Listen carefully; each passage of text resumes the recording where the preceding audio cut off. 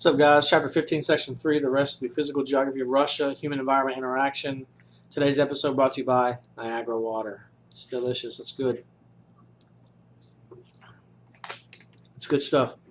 Some of the stuff you've gone over 1,000 times already with our stamp sheet, so let's just reinforcing it again.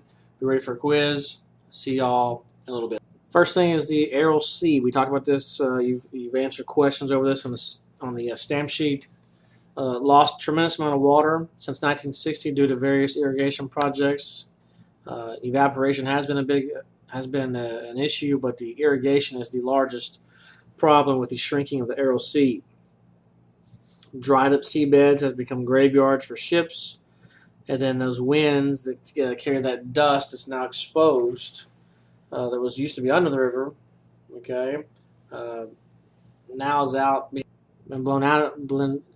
The dust is being blown around everywhere, and people are leaving the region because of this pollution now that's coming in as a result of the shrinking of the sea and the drying of the riverbeds.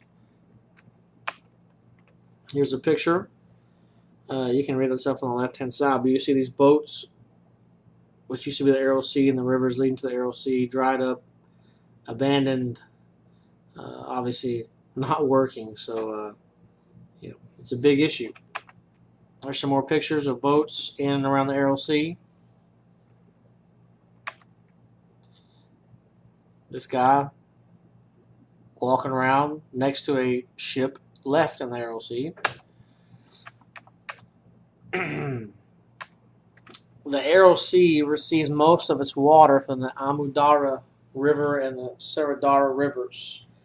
In the 50s, the officials in the area began to take water from the rivers to use as irrigation for the cotton fields of Central Asia. These projects were huge, 850-mile long canal to get the water out, to help control the flow of the water and slow the natural flow down to a trickle. And without the water flowing into the sea, it's going to dry up. Evaporation is going to take place, and that coupled with the irrigation, not good for the lake. And we can see the picture here. These two rivers coming down into the Aral Sea, all drying up there. Here's a great satellite view on the left. There's my mouse out. There it is. On the left, it's pretty full. And you can see it on the right, 2003. So this is 10 years ago, 11 years ago almost. The fact that it's almost 50%, 60%, 70%, water's gone. So that's a pretty big deal. Here's a timeline again from 1964 over here on the top left. You can see how full it is. 87, top right, 97, and then 02. So you can see the yellow lines are the original banks of the lake, of the sea. And you can see how far just the water has gone. I mean, it's kind of like Lake Wichita. The effects of agriculture. Cotton growers in Central Asia use pesticides and fertilizers like many do.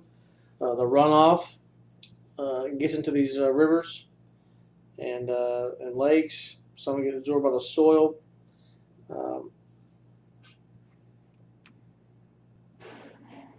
So these chemicals are being picked up by the runoff.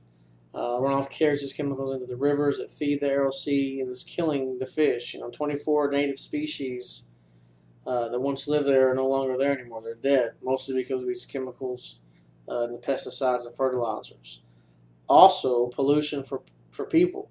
The retreating waters expose soil that's heavy pesticides and fertilizers in the soil. The soil is picked up by these windstorms and dumped on populated areas, causing huge issues, cancers, respiratory diseases, and other medical issues for people because of these pesticides and fertilizers. So it's a very large deal, not only to the environment and to the animals, but also to human beings. Child mortality rate in Central Asia are among the highest in the world, probably very much related to the pesticides, fertilizers, and the chemicals in the air. The winter in Russia, 32 million people live in Siberia, very difficult place to live. with the temperatures, with the frozen land, especially as you head north up in Siberia.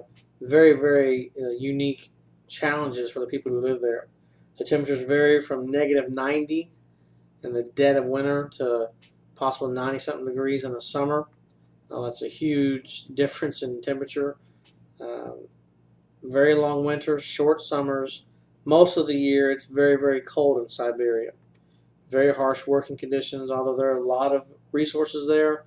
They struggle with getting them out of the ground because of the freezing of the ground, but also the freezing temperatures and the fact that people don't want to be there. And you can kind of read that quote from that guy talking about covering every part of your body except the eyes until your eyes kind of froze. And then you swap and look at the other eye. Here's some pictures. Doesn't look too fun. Seasonal changes. When they do have warmer weather, it melts the ice and snow, leaving pools of water behind. Pools of water are fantastic breeding grounds for insects like our friends the mosquitoes and black flies, so those cause an issue. They also create swamps in parts of Siberia, and then also affects the economy and things you're trying to do. The permafrost makes the ground extremely difficult to penetrate in Siberia. They try to heat buildings, or heated buildings will thaw out the permafrost underneath it, causing it to sink or tilt. It's no different than when we have structure issues in here, in our area, based on the drought. It's kind of almost the opposite. To prevent all that stuff from happening, they build structures on like pillars a few feet off the ground, hoping to limit the amount of exposure to the sinking or shifting of the ground.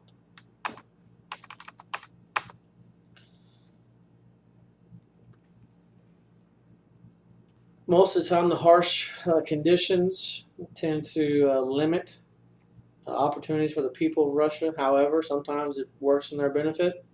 The examples in the early 1800s when Napoleon tries to take over Europe and heads into in Russia in 1812. Marched to Moscow. Moscow was obviously the main city, the capital. And as the troops advanced, the people burned the buildings and left. They left no shelter for the Napoleon's men, and eventually most of them succumbed to the winter and died. It's called the General Winter, and it succeeded, I guess, defending the country from the French and Mr. Napoleon. He left Moscow with 100,000 troops and lost more than 90,000 to the winter. So kind of bad planning on his part for sure. Crossing the Wild East, we talk about the Trans-Siberian Railroad. They want to try to cross it. The Wild East was similar to that of the Wild West in the United States. Travel was slow, dangerous. So they executed an order to try to build a railroad from Moscow to Vladivostok in the eastern part of Russia on the Pacific side. The Trans-Siberian Railroad was born. It covers a distance of more than 5,000 miles in 7 time zones. A very, very vast and large railway connection. They wanted to create an opportunity to get to the eastern part of Russia. They wanted to create an opportunity to settle Siberia, and they wanted to have people there to hopefully, possibly try to get some of these resources out of the ground. Siberia is a very wealthy place as far as resources that are there. So the train was built to not only speed up travel, but to also try to take advantage of the resources there. Nearly 5 million people by 1904 had taken the railway to settle in Siberia. You got to have train stations and things like that. They want people to settle there.